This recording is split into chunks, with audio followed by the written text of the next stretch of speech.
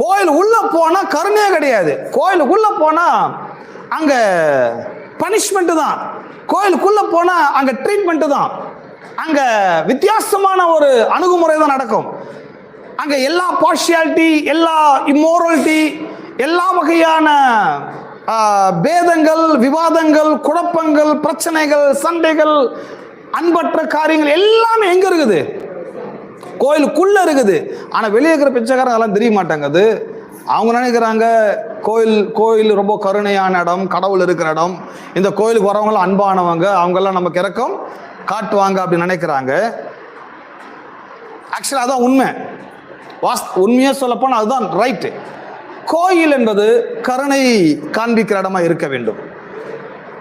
எப்படிப்பட்ட கருணை காட்டவளா இருக்க வேண்டும்? இப்படிப்பட்ட ஆளுக்கு கூட என்ன பண்ண வேண்டியதாக இருக்குது? கருணை காட்ட வேண்டியதாக இருக்கிறது. ஏன்னா நாம